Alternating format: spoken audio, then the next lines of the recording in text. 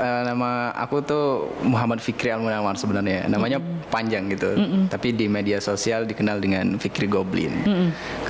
Keseharian aku adalah sebagai seorang travel content creator. Jadi aku suka bikin konten-konten soal perjalanan ke beberapa destinasi, terutama juga konten naik gunung. Dan itu aku mulai sejak tahun 2020, awal 2023 kemarin.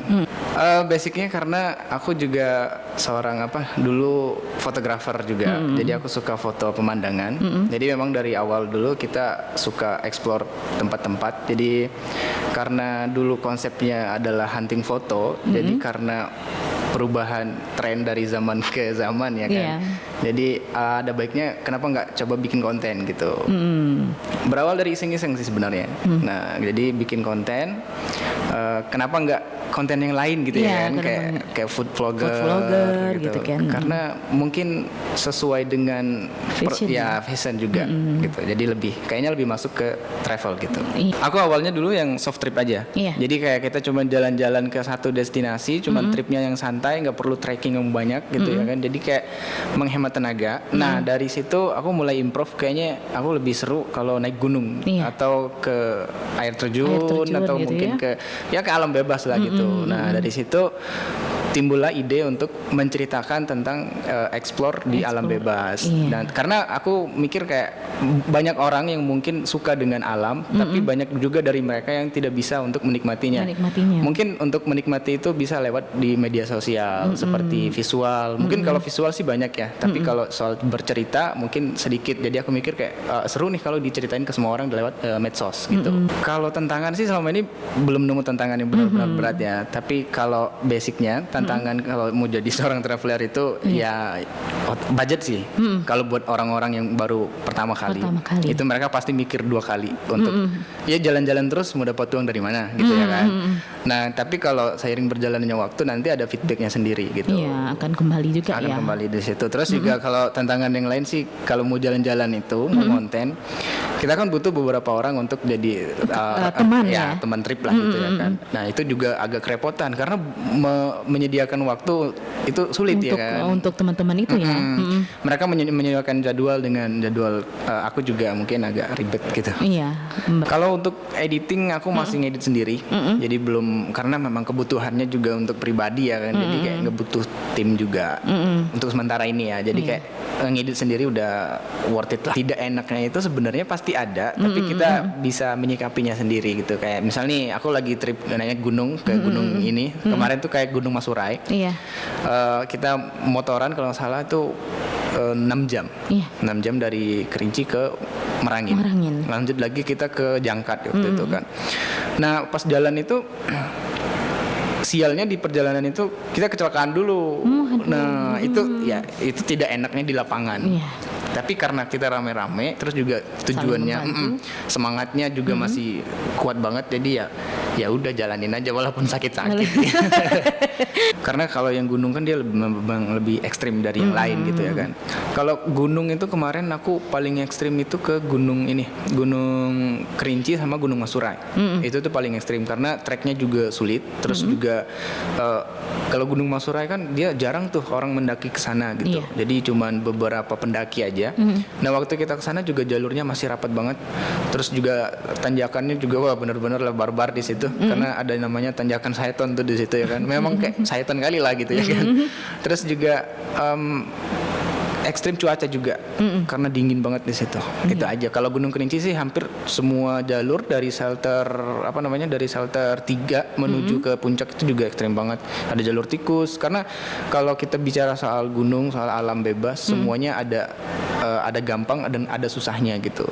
Tapi kalau kita prepare, insya Allah yang susahnya bisa di cover gitu. Sebenarnya sih kalau untuk menghindari itu agak sulit ya. Karena kita ke sana itu otomatis kita ke rumah mereka. Kita adalah tamu di situ. Jadi kalau kita tidak bertemu dengan mereka itu adalah sebuah keuntungan. Tapi kalau kita bertemu dengan hewan buas seperti satwa-satwa di sana, sebenarnya juga keuntungan. Tapi kalau kita selamat, iya. Kalau kita nggak selamat, berarti itu bukan belum beruntung gitu. Iya. Kalau kita selamat berarti beruntung karena kita bisa melihat mereka secara dekat. Iya. Nah, mungkin tipsnya adalah kalau mau ke alam bebas seperti itu, ada beberapa yang harus dipersiapkan. Seperti otomatis itu kayak contohnya misal harimau. Kalau harimau itu dia dia itu Bisa ngendus ya kan? bisa ngendus. Nah, nanti jadi kalau dia deket jaraknya dengan kita bisa sediakan yang namanya kayak ini semprot ruangan, hairspray juga boleh. Iya. Karena mereka takut dengan itu, Oh, karena oke. itu bisa mengancam juga buat mereka gitu. Kalau yang lain sih kayak camping misalkan. Nah, kalau camping itu mungkin yang perlu diperhatikan tempat menyimpan makanan atau sampah-sampah bekas makan jangan ditaruh di luar tenda. Atau kalau mau ditaruh di luar tenda harus di tempat yang benar-benar udah kayak dipersiapkan atau digali dulu. Karena takutnya mereka bisa mengendus dan itu mengundang para hewan liar untuk itu. mendekat.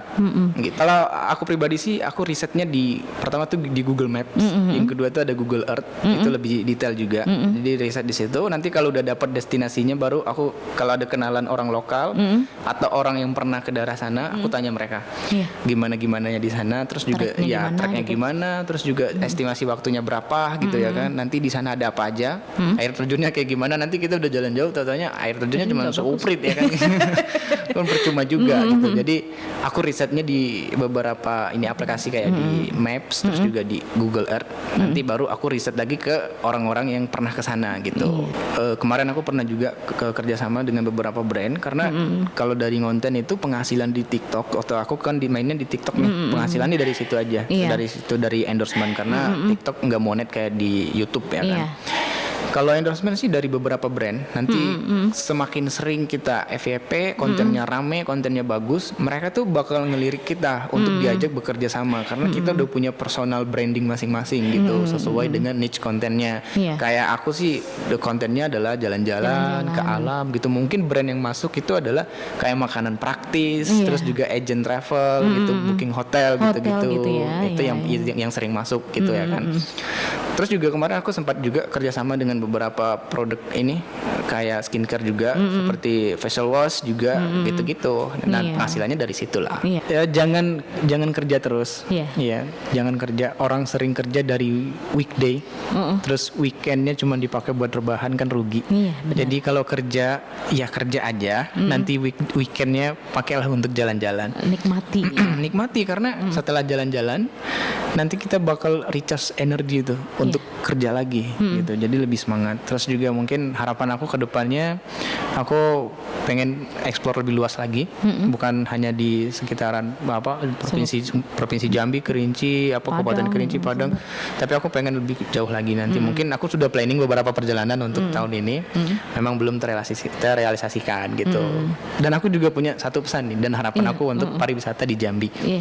Yang pertama kayaknya pariwisata di Jambi harus lebih berbenah lagi. Benar. Dari segi infrastruktur, SDM juga, terus juga destinasinya sudah bagus banget. Tinggal konsepnya aja yang harusnya lebih baik. Dan promosi juga penting. Itu aja sih. Iya.